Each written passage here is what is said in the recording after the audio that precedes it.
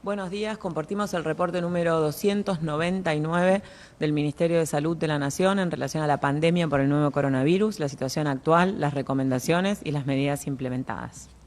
7.369 son los casos diagnosticados en la jornada de ayer de coronavirus, el 87,5% con residencia en el área metropolitana de Buenos Aires, 2,3% en Córdoba, 1,8% en Santa Fe, igual porcentaje, 1,8% en Jujuy. 3 han sido las provincias que no han confirmado casos en la jornada de ayer. 253.868 son los casos confirmados totales en lo que va el transcurso de la pandemia, 13 de los cuales fueron confirmados en nuestras Islas Malvinas. Tenemos una tasa de incidencia de 559 casos cada 100.000 habitantes, 37 años es la mediana de edad de los casos confirmados y 6,9% de estos casos son trabajadores de la salud. 4.785 personas fallecidas por coronavirus en la Argentina, con una tasa de letalidad del 1,9%. La tasa de mortalidad es de 105 personas por cada millón de habitantes y la edad mediana de muerte es de 73 años. Con respecto a la transmisión, el 56,7% de tipo comunitaria. Tenemos la transmisión comunitaria en la Ciudad Autónoma de Buenos Aires, en el área metropolitana de la provincia de Buenos Aires, en la provincia de Chaco, en Resistencia, Barranqueras, Fontana, Puerto Vilelas, en Neuquén Capital, Plotier y Centenario, en General Roca, Chipoleti y Bariloche en la provincia de Río Negro, en Mendoza, en su región metropolitana, y en el Gran Mendoza, en la ciudad capital de la provincia, Guaymallén, Godoy Cruz, Luján de Cuyo y Maipú, en Santa Fe, en Rosario y en el Gran Rosario, en Jujuy, en Manuel Belgrano, Ledesma, El Carmen y San Pedro. En La Pampa, en Santa Rosa, Catriló, Macachín, hay transmisión comunitaria en la capital de Córdoba, en la capital de Santa Cruz, en Río Gallegos, en la capital de la provincia de Entre Ríos, Paraná, y en la ciudad de Río Grande, en Tierra del Fuego. 1.569 son las personas, los casos confirmados que se encuentran internados por COVID en terapia intensiva actualmente, el 83,4% en establecimientos de salud de la Ciudad Autónoma de Buenos Aires y la provincia de Buenos Aires. Con respecto al porcentaje de ocupación de camas de terapia intensiva por patología COVID y no COVID, tenemos un 57,3% a nivel nacional y un 67,4% en el área metropolitana de Buenos Aires. Los recuperados alcanzan los 181.389. En la jornada de ayer fueron brindadas como altas 6.415 y actualmente estamos en un porcentaje de recuperados respecto al total de casos confirmados del 73,58%. Los casos que han sido descartados son 491.526. La red de laboratorios de la República Argentina ha generado test PCR diagnósticos en 872.643 oportunidades. La cantidad de test realizados en las últimas 24 horas son 16.588. Y los test por millón de habitantes que se han efectuado hasta la fecha son 19.231. El porcentaje de positividad de los testeos es de 34,11%. A nivel global, la pandemia ha generado 19.718.000 casos, según las cifras de la Organización Mundial de la Salud. 253.409 casos fueron diagnosticados en la jornada de ayer. América, del total de casos a nivel mundial, representa el 53,7% con 10.590.000 casos y 143.000 diagnósticos en la jornada de ayer.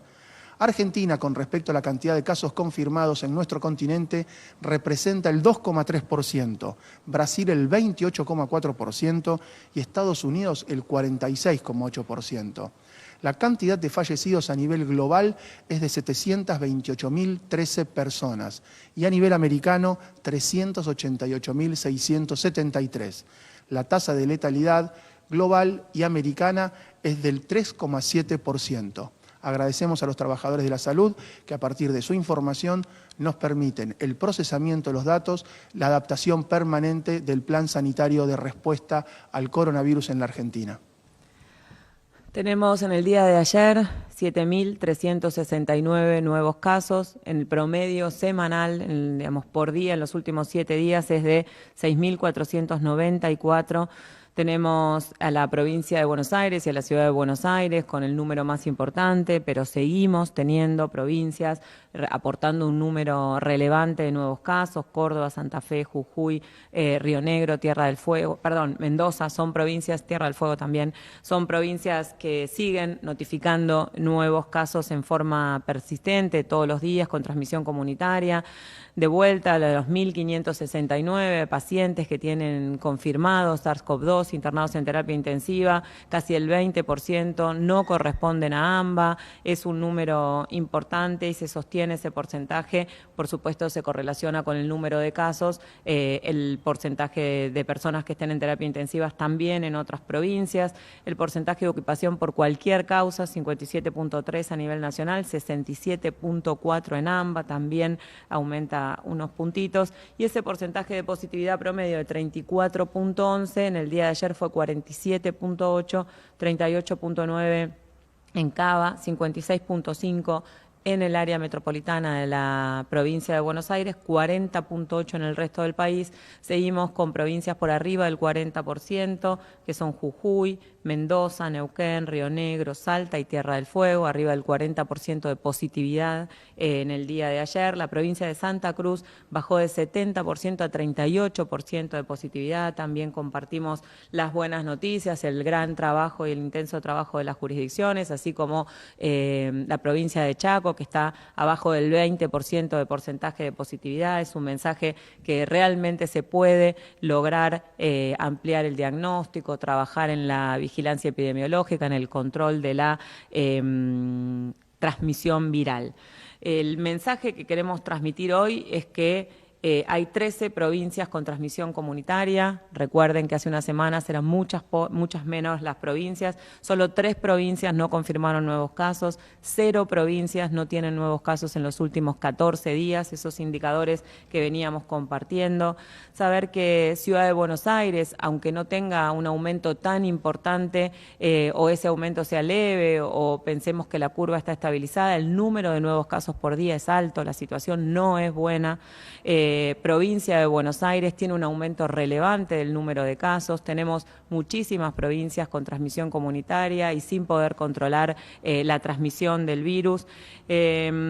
Aprender a convivir con el virus no es acostumbrarse al virus, no es no optimizar las medidas de control, no es naturalizar los números, es en cada salida, en cada acción, en cada protocolo, en cada salida laboral o recreativa o a hacer alguna actividad autorizada, es optimizar realmente los cuidados. Eso es convivir con el virus, maximizar las medidas de prevención, es lo que va a hacer que podamos transitar, seguir trabajando en lo que significa el seguir aumentando actividades y el realmente lograr estabilizar la transmisión viral. Estamos de acuerdo que es un virus que no tiene tratamiento, que no tiene vacuna, al cual todavía la gran mayoría de los argentinos, las argentinas y de la población mundial es susceptible al aumento de la circulación de las personas, aumenta la transmisión viral y cuanto menos medidas de prevención tengamos, más va a ser esa transmisión.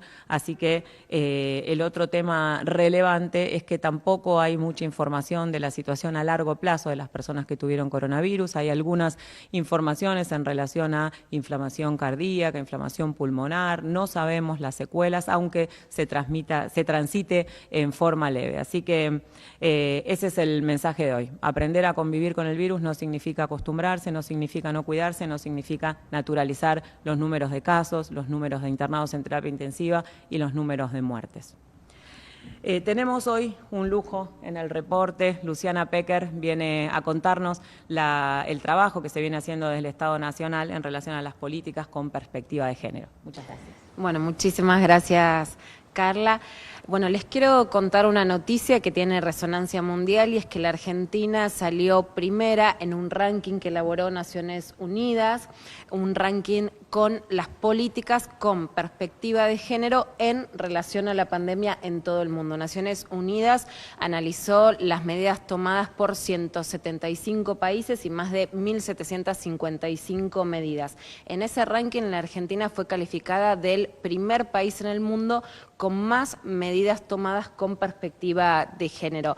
La Argentina tomó 30 medidas en total para paliar los efectos de la pandemia en la parte que ya no es solamente sanitaria, sino también en la crisis económica, en la crisis de la violencia de género, en la crisis social que se genera, y de esas 30 medidas hay 18 medidas que tuvieron perspectiva de género. El 60% de las medidas que tomó el Gobierno Nacional tuvieron esta perspectiva para aliviar la situación de las mujeres y de la población LGTBQ. Es por esto que Naciones Unidas lo pone en el primer lugar del ranking. El segundo es Austria, que tomó 14 medidas con perspectiva de género, la Argentina en cambio 18 para mostrar esta equivalencia, y la Argentina está por encima de países que estructuralmente, por supuesto, tienen una equidad mayor, por ejemplo España, que está en el 8º lugar, Francia, que está en el 9º lugar, Canadá, que está en el lugar número 12, pero lo que evalúa en este caso claramente ONU Mujeres es qué gobierno no solamente tiene la situación de base de mayor igualdad, sino qué gobierno frente a una pandemia mundial está tomando más medidas para que esto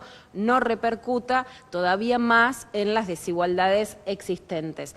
Las diferencias en América Latina también son muy notorias. El caso de Brasil es paradigmático. La Argentina está primero en este ranking y Brasil está número 54. La Argentina tomó 18 medidas con perspectiva de género, Brasil 5. En ese sentido, una brecha regional muy importante que se abre entre Argentina y Brasil, dos países centrales y en Sudamérica, y por supuesto también está por arriba de los otros países latinoamericanos en cuanto a las acciones. Hay 40 países en el mundo que no tomaron ninguna medida con perspectiva de género. O sea, no es que esto es algo natural que han hecho todos los gobiernos o todas las gestiones, sino que hay más de 40 países para los cuales la perspectiva de género ni siquiera existe, y esto está medido por este ranking de Naciones Unidas. Paula Narváez, que es la comisionada en Argentina de ONU Mujeres, destaca que las medidas tomadas en Argentina, por un lado, son una gran cantidad, o sea que no son medidas aisladas,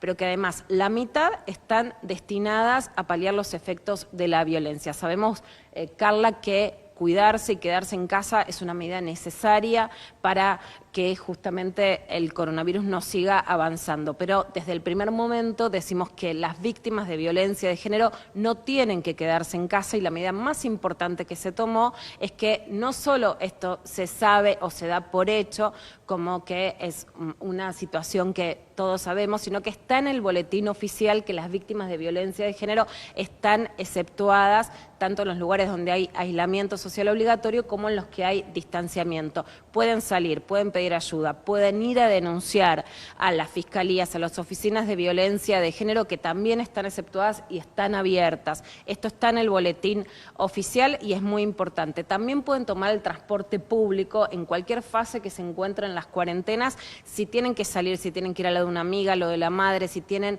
que pedir ayuda, llegar a un hogar de protección integral. También el 144, que es la línea donde tienen que llamar para pedir ayuda, ha mejorado su comunicación a través de diversas líneas de WhatsApp. Hay hogares de protección integral que, si necesitan irse de su casa y no tienen un reemplazo donde ir por familiares y amigos, pueden acudir a esos hogares de protección integral. Y otra de las medidas que Naciones Unidas ponderó para calificar en este ranking es que el ingreso federal de emergencia, el IFE, esta medida económica, tiene perspectiva de género, la cobran un 55% de mujeres.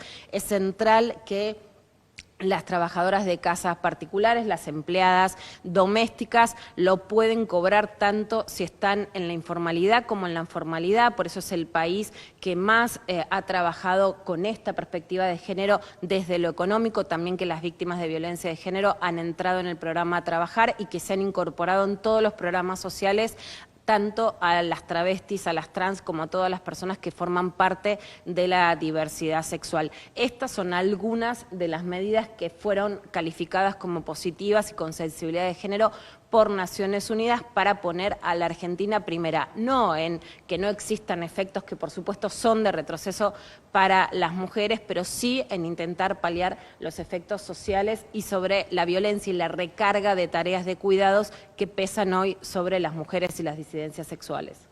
Muchísimas gracias, clarísimo.